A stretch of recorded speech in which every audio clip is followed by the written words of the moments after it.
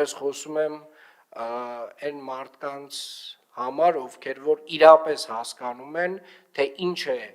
իրականում այս տրանսպորտային համակարգը, ինչ է պատասխանատվությունը, ով ինչ չափով իր պատասխանատվության չափը ինչքան է, ես ձեզ խնդրում եմ աջակցել մեր վարորդներին,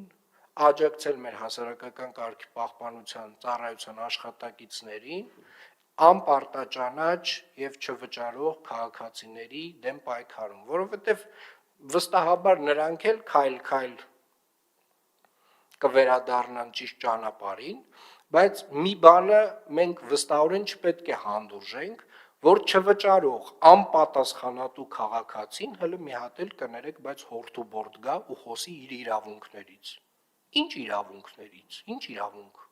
ինչ իրավունք ունի մարդը, ով պարզ, պրիմիտիվ,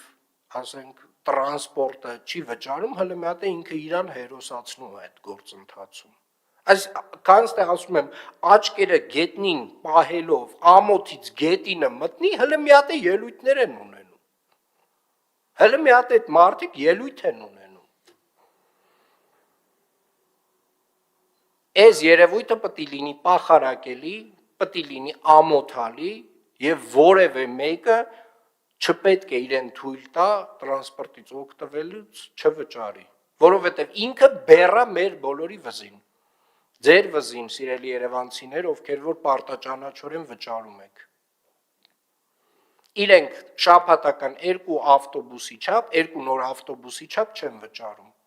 Եվ այո, վարորդները պետք է շարունակեն իրենց աշխատանքը,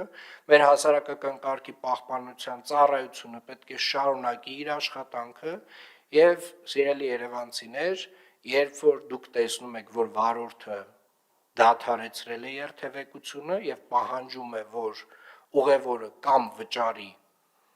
կամ իջնի ավտոբուսից կամ տրոլեյբուսից, ես խնդրում եմ ձեր աջակցությունը վարորդին, որովհետեւ վարորդը կատարում է իր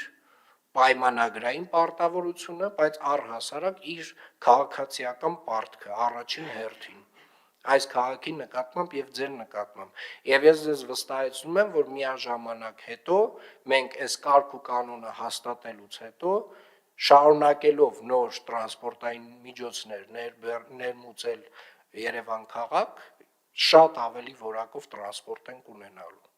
Եվ այս աշխատանքում չպետք է դադար ունենանք, պարոն Կիրակոսյան։ Ես շնորհակալություն եմ հայտնում բոլոր վարորդներին, ես ուզում եմ նրանք բոլորը իմանան, որ իրապես մենք իրենց կողքին ենք, ամեն դեպքով ես անձամբ եմ հետաքրքրվում, ամեն միջադեպով եւ իրապես հիանում եմ իրենց զսպվածությամբ։ Պետք չի նյարդայնանալ,